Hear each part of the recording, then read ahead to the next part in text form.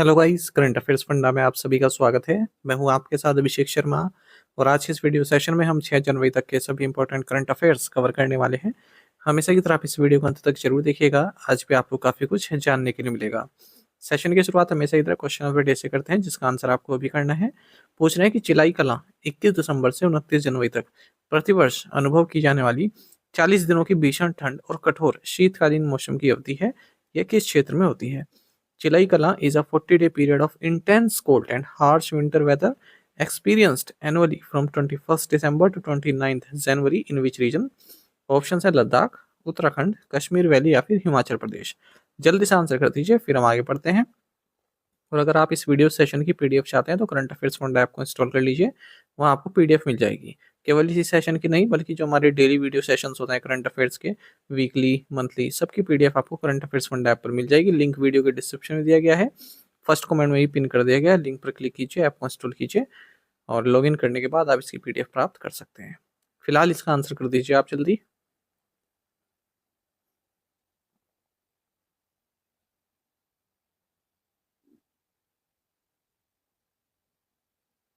Which country has become first country in the world to stop postal service? कौन सा देश डाक सेवा बंद करने वाला विश्व का पहला देश बन गया है? ऑप्शंस आपके सामने हैं। सही आंसर ऑप्शन डी है, डेनमार्क। तो डेनमार्क में नेशनल पोस्टल सर्विस का नाम है पोस्ट नोड। तो इसने जो पोस्टल लेटर्स की डिलीवरी होती है उसे बंद कर दिया है देश में, क्योंकि इसकी डिमांड काफ़ी कम है, लोग कम यूज़ करते हैं। अगर हम साल 2000 से देखें तो 90% तक इसका यूज़ कम हो चुका है। और इस तरह से डेनमार्क पूरे वर्ल्ड में पहला देश बन गया है जिसने पोस्टल सर्विस को रोक दिया है या बंद कर दिया है। The year 2026 has been designated by the Indian Army as the year of networking and data centricity. भारतीय सेना ने वर्ष 2026 को year of networking and data centricity नामित किया है। सही आंसर ऑप्शन डी है। तो इंडियन आर्मी ने 2026 को कहा है कि हम year of networking and data centricity के तौर पर अपनाएंगे। इससे पहले साल 2025 को ईयर ऑफ रिफॉर्म्स के तौर पर डिक्लेयर किया जा चुका था मिनिस्ट्री ऑफ डिफेंस द्वारा 2024 को ईयर ऑफ टेक्नोलॉजी एब्सॉर्प्शन के रूप में। In which city was the aeronautics 2047 seminar held? Aeronautics 2047 seminar किस शहर में आयोजित किया गया? राइट आंसर ऑप्शन सी है, बेंगलुरु। तो 2 दिन तक एक नेशनल सेमिनार चली एरोनॉटिक्स 2047, जिसे ऑर्गेनाइज किया गया एरोनॉटिकल डेवलपमेंट एजेंसी द्वारा बेंगलुरु में। इसे इनॉग्रेट किया गया chief of air staff air chief marshal AP Singh के द्वारा। और इसमें कई तरह की जो इंडियन फ्यूचर स्पेस टेक्नोलॉजीज हैं उनके बारे में डिस्कशन किया गया। जो LCA तेजस है उसकी जो अब तक की जर्नी रही है उसके बारे में बताया गया है। जो ये AD है ना, एरोनॉटिकल डेवलपमेंट एजेंसी, इसने ही LCA तेजस को डिजाइन किया है, डेवलप किया है। द सिद्धा day celebrations commemorate the birth anniversary of? सिद्ध दिवस समारोह निम्नलिखित की जयंती के उपलक्ष्य में मनाया जाता है। ऑप्शंस आपके सामने हैं। सही आंसर ऑप्शन डी है, अगत्यार। तो vice president of India CP Radhakrishnan, इन्होंने 9th सिद्धा डे सेलिब्रेशंस को इनोग्रेट किया है चेन्नई में। सिद्धा डे हर साल 6 जनवरी को मनाया जाता है। 9th सिद्धा डे सेलिब्रेशन को ऑर्गेनाइज किया गया नेशनल इंस्टीट्यूट ऑफ सिद्धा Chennai, central council of research इन सिद्धा, इन दोनों के द्वारा। तो याद रखिएगा, नेशनल इंस्टीट्यूट ऑफ सिद्धा कहाँ है? चेन्नई, तमिलनाडु में। थीम रहा सिद्धा फॉर ग्लोबल हेल्थ और बर्थ एनिवर्सरी होती है संत अगत्यार की, तो उनकी उसी उपलक्ष्य में मनाया जाता है। इन्हें फादर ऑफ सिद्धा मेडिसिन के नाम से जाना जाता है। Which bank has launch the capital gains account scheme? किस बैंक ने कैपिटल गेन्स अकाउंट स्कीम शुरू की है? ऑप्शंस आपके सामने हैं। सही आंसर ऑप्शन बी है, ICICI बैंक। तो ICICI बैंक ने कैपिटल गेन्स अकाउंट स्कीम को लॉन्च किया है। देखिए क्या होता है ना, जब आप कोई लॉन्ग टर्म एसेट अपना बेचते हो, जैसे घर हो गया या फिर दुकान हो गई, उसमें आपको कुछ गेन होता है तो उस पर टैक्स लगता है। तो अगर आप उस टैक्स पे एग्जेम्पशन चाहते हैं तो आपको जो आपको प्रॉफिट हुआ है ना उसे आप कहीं और इन्वेस्ट कर दीजिए, तो एग्जेम्पशन मिल जाता है। ठीक है, लेकिन कुछ लोग नहीं कर पाते, तो ऐसे लोगों को फिर पेनल्टी लगती है। तो इसीलिए ICICI बैंक ने कैपिटल गेन्स अकाउंट स्कीम खोली है। तो अगर आपने किसी में री इन्वेस्ट नहीं किया है उस पैसे को, तो आप इस स्कीम में इन्वेस्ट कर दीजिए। ठीक है, 3 साल तक आपके पास समय मिल जाएगा कि आप कहाँ पर आगे इन्वेस्ट करें। तो यहाँ पर आप सेफ रख सकते हैं अपना पैसा और 3 साल तक रख सकते हैं और टैक्स एग्जम्पशन भी आपको मिलेगा। आई होप आपको समझ में आ गया हो। और ये स्कीम रेजिडेंट इंडिविजुअल्स या फिर हिंदू अनडिवाइडेड फैमिलीज के लिए एप्लीकेबल है, ठीक है। और नॉन इंडिविजुअल्स एनआरआईज के लिए भी जल्द ही अवेलेबल होगी।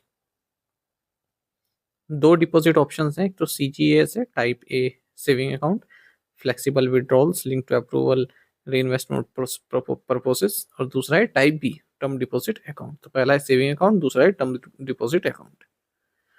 What was the total number of urban cooperative banks in India at the end of financial 25? वित्त वर्ष 2025 के अंत में भारत में शहरी सहकारी बैंकों की कुल संख्या कितनी थी? राइट आंसर ऑप्शन सी है 1457। तो अर्बन कोऑपरेटिव बैंक्स की संख्या में डिक्लाइन देखने को मिला है। फाइनेंशियल 2025 के दौरान 15 की कमी हुई है और 1457 ये रहा है, क्योंकि कई बैंकों का मर्जर हुआ है, कैंसिल हुए उनके लाइसेंस। ऐसा आरबीआई की लेटेस्ट जो report on trend and progress of banking in India है उसमें बताया गया है। और सेंट्रल बैंक ने, मतलब जो आरबीआई है, इसने जो अर्बन कोऑपरेटिव बैंक है उनके कंसोलिडेशन के प्रोसेस को भी स्टार्ट किया। 2004-05 से ही ये चल रहा है। आप देखते होंगे कई सारे बैंक मर्ज हो जाते हैं, जो अच्छा परफॉर्म नहीं कर रहे होते किसी दूसरे बैंक में उनको मर्ज कर दिया जाता है। और लाइसेंसिंग भी नए अर्बन कोऑपरेटिव बैंक्स की रोक दी है आरबीआई ने 2004 से ही। 7 मर्जर हुए अर्बन कोऑपरेटिव बैंक्स के 2024-25 में, 6 तो उनमें से महाराष्ट्र में थे और एक तेलंगाना में था। Who launch the skill the nation challenge? Skill the nation challenge किसने शुरू किया? राइट आंसर ऑप्शन सी है द्रौपदी मुर्मू। तो president of India Droupadi Murmu ने skill the nation challenge launch किया है अंडर शोर, यानी कि स्किलिंग फॉर एआई रेडीनेस, जो कि एक इनिशिएटिव है ministry of skill development entrepreneurship के दौरान। और ये skill the nation challenge launch किया है न्यू दिल्ली में। साथ ही इन्होंने virtually IGNOU regional centre and skill centre को भी इनोग्रेट किया है रेरंगपुर उड़ीसा में। What is the name of the community radio station setup along the LOC? नियंत्रण रेखा के किनारे स्थापित सामुदायिक रेडियो स्टेशन का नाम क्या है? राइट आंसर ऑप्शन डी है रेडियो संगम।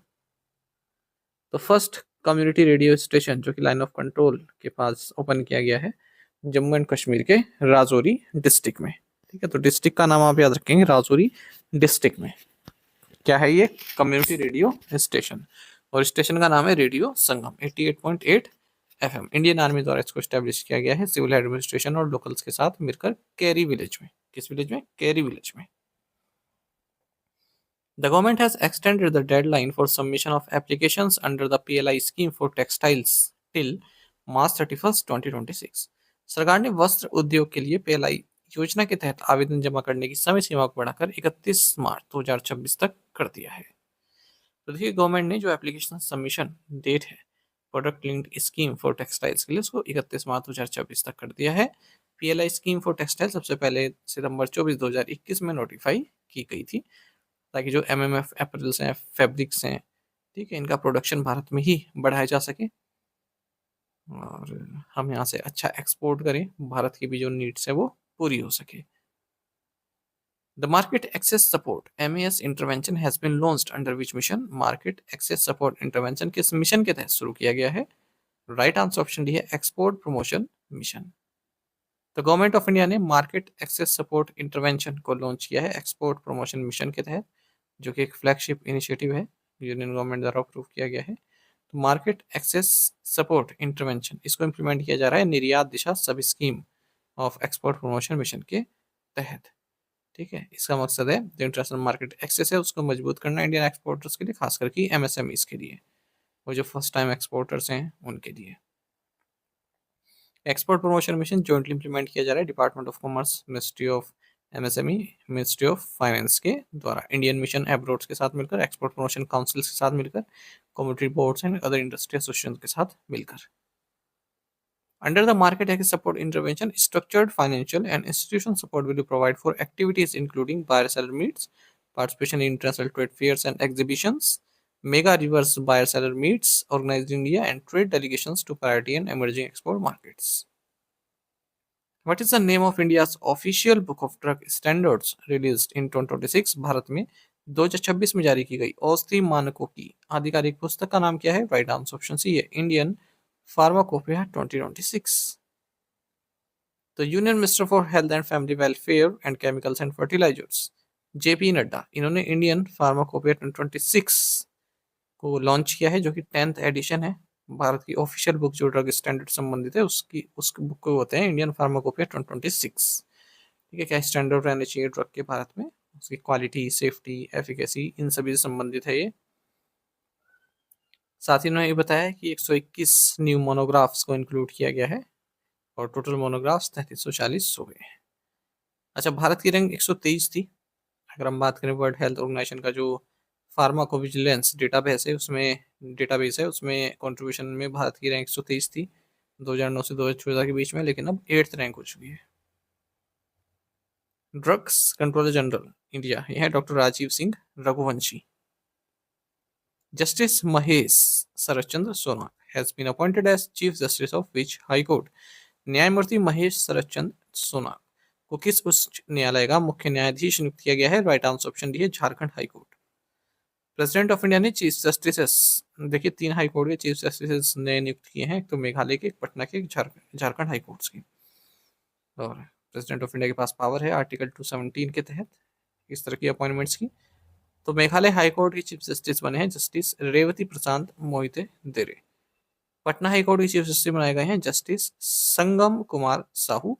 और जो हमारा क्वेश्चन है, झारखंड हाई कोर्ट के चीफ जस्टिस बनाए गए हैं जस्टिस महेश शरद चंद्र सोनाक। Which financial institution has agreed to extend rupees 4100 crore rupees to the Telangana government for phase 1 of Musi River Development Project? किस वित्तीय संस्था ने मूसी नदी विकास परियोजना के प्रथम चरण के लिए तेलंगाना सरकार को 4100 करोड़ रुपए यानी कि 500 मिलियन अमेरिकी डॉलर देने पर सहमति जताई है? राइट आंसर ऑप्शन सी है एशियन डेवलपमेंट बैंक। तो एशियन डेवलपमेंट बैंक ने सहमति जताई है कि हम 4100 करोड़ रुपए यानी कि 500 मिलियन यूएस डॉलर प्रोवाइड करेंगे तेलंगाना गवर्नमेंट के, ताकि जो मूसी रिवर डेवलपमेंट प्रोजेक्ट का फेज 1 है उसमें कुछ पार्ट्स में सहायता मिल सके, फंडिंग हो सके। मूसी रिवर अनंतगिरी हिल्स से ओरिजिनेट होती है और उस्मान सागर, हिमायत सागर रिजर्वायर्स की तरफ बहती है ईस्टवर्ड, है ना। हैदराबाद भी इस नदी के किनारे बसा है, पूछा जाता है एग्जाम में। What was the total amount of monetary penalties imposed by the RBI on scheduled commercial banks in calendar year 2025? वर्ष 2025 में आरबीआई द्वारा अनुसूचित वाणिज्यिक बैंकों पर लगाए गए मौद्रिक दंड की कुल राशि कितनी थी? राइट आंसर ऑप्शन सी है अराउंड 27 करोड़ रुपीस। तो रिजर्व बैंक ऑफ इंडिया ने लगभग 27 करोड़ रुपए की मॉनेटरी पेनल्टीज लगाई हैं 40 अलग अलग इवेंट पर, शेड्यूल कमर्शियल बैंक पर 2025 में। प्राइवेट सेक्टर बैंक पर ज़्यादा लगी हैं as compare to public sector banks. Private lenders की बात करें, जम्मू एंड कश्मीर बैंक पर सबसे ज़्यादा सिंगल लार्जेस्ट पेनल्टी लगी 3.31 करोड़ की मार्च 2025 में। प्राइवेट सेक्टर बैंक में तो टोटल पेनल्टी 16.28 करोड़ रुपीस की लगी है, यानी कि अलग अलग प्राइवेट सेक्टर की अगर हम कंबाइन करें। वहीं पे पब्लिक सेक्टर बैंक्स पर जो पेनल्टी लगाई वो 8.78 करोड़ रुपीस की लगी है। इंडिया का जो लार्जेस्ट लेंडर है स्टेट बैंक ऑफ इंडिया, इस पर लगी थी पेनल्टी 1.72 करोड़ की। अगर हम पब्लिक सेक्टर बैंक की बात करें, सबसे ज़्यादा इस पर लगी पिछले साल 2025 में। कैनरा बैंक पर लगी 1.63 करोड़ की, चेन्नई बैंक पर लगी 1.61 करोड़ की, बैंक ऑफ इंडिया पर भी लगी 1 करोड़ की पेनल्टी। फॉरेन बैंक्स ने भी 1.95 करोड़ रुपीस पेनल्टी में दिए हैं, जिसमें एचएसबीसी पर 66.60 लाख रुपीस की पेनल्टी लगी थी। पेमेंट बैंक की बात करें तो फिनो पेमेंट्स बैंक पर भी 29.60 लाख रुपीस की पेनल्टी लगी थी। जना स्मॉल फाइनेंस बैंक पर लगी थी 1 करोड़ रुपए की penalty. Under the amended RBI directions, what risk weight is applicable to certain infrastructure loans by NBFCs? RBI के संशोधित निर्देशों के तहत गैर वित्तीय कंपनियों द्वारा दिए गए इंफ्रास्ट्रक्चर ऋणों पर कितने प्रतिशत जोखिम भार लागू होता है? राइट आंसर ऑप्शन बी है 75%। देखिए, जब कोई एनबीएफसी की हम बात कर रहे हैं यहाँ पर ठीक है, स्पेसिफिकली, तो कोई एनबीएफसी जैसे किसी को लोन देती है, ठीक है, मान लीजिए 100 रुपये का लोन दिया, तो उसे 75 रुपये अपने पास रखने पड़ेंगे रिस्क वेट एसेट के तौर पर। उसे बोलते हैं रिस्क वेट, यानी कि अगर वो पैसा डूब जाए, ठीक है, तो जो उसने अलग से 75 रुपये रखे हैं वो किसी को लोन में नहीं देगी अलग से, ठीक है। 100 रुपये तो उसने एक कंपनी को दे दिए, पर वो 75 रुपये अलग से निकाल के रखेगी, जितने का उसने लोन दिया उसका 75% अलग से निकाल के रखेगी, ठीक है, ताकि अगर मेरा पैसा डूब गया 100 रुपये तो कुछ तो मेरे पास बचा रहे, ठीक है। ये नहीं कि सारा पैसा लोन में ही हमने देते चले गए। तो उसको बोलते हैं प्रोविजनिंग कहते हैं, या फिर आप कह सकते हैं कि रिस्क वेट एसेट कहते हैं। तो रिजर्व बैंक ऑफ इंडिया ने इससे संबंधित जो एनबीएफसी से संबंधित कैपिटल एडुकेसी नॉर्म्स है, उन्हीं से संबंधित गाइडलाइंस जारी की हैं इंफ्रास्ट्रक्चर प्रोजेक्ट्स के। तो reserve bank of India non banking financial companies prudential norms on capital adequacy amendment direction 2026, इसके तहत एनबीएफसीज कोई हाई क्वालिटी इंफ्रास्ट्रक्चर प्रोजेक्ट्स के लिए लोन देता है, और जो जिसे लोन दिया गया है, जो बोरोवर है, उसने उस डेट का 2% वापस कर दिया है। ठीक है, तो एनबीएफसी को तब केवल 75% रिस्क वेट अपने पास रखना है उस अमाउंट का। ठीक है, जैसे मैंने बताया 100 का 75% रखना है, अगर 2% उसने पेड कर दिया है। ठीक है, नहीं तो ऐसा भी हो सकता है कि 100% रखना पड़ जाए। ठीक है, और यहाँ पर लिखा भी है कि पहले 5% थी लिमिट, जो ड्राफ्ट गाइडलाइंस थी उसमें 5% की लिखा होता है कि जब वो 5% देगा तब आप 75% रख सकते हैं। ठीक है, लेकिन अब कितना रखा है, 2%, जब वो रिटर्न देगा तब आप 75% रिस्क वेट रख सकते हैं। देखिए लिखा भी है, risk weight decides the amount of capital a lender has to set aside, उसे अलग रखना पड़ता है। ठीक है, हायर द, जितना ज्यादा रिस्क वेट होगा उतनी ही ज्यादा कैपिटल लेंडर को अलग से रखनी पड़ेगी, तो लोन देने के लिए उसके बाद फिर कम पैसा रहेगा और लोगों को। The Albert Ikka Brigade fought in the 1971 India Pakistan war from which sector, 1971 के भारत पाकिस्तान युद्ध में अल्बर्ट इक्का ब्रिगेड ने किस सेक्टर से लड़ाई लड़ी थी? राइट आंसर ऑप्शन भी है त्रिपुरा सेक्टर। तो इसलिए चर्चा में रहा क्योंकि अल्बर्ट इक्का ब्रिगेड जिसने 1971 में इंडिया पाकिस्तान वॉर में भाग लिया त्रिपुरा सेक्टर से, इसने अपना 56th रेजिंग डे सेलिब्रेट किया है अगरतला में। ठीक है, ऑपरेशन कैक्टस लिली चला गया था अगरतला सेक्टर से। 1971 वॉर में 2 मेजर ऑपरेशन थे, था ऑपरेशन कैक्टस लिली, एक था operation nutcracker. Who won the gold medal in the youth girls under 17 category at the 29th National Sport Climbing Championship 2025? 29वीं राष्ट्रीय स्पोर्ट क्लाइंबिंग चैंपियनशिप 2025 में युवा लड़कियां अंडर 17 वर्ग में स्वर्ण पदक किसने जीता? राइट आंसर ऑप्शन डी है अमेरा खोसला।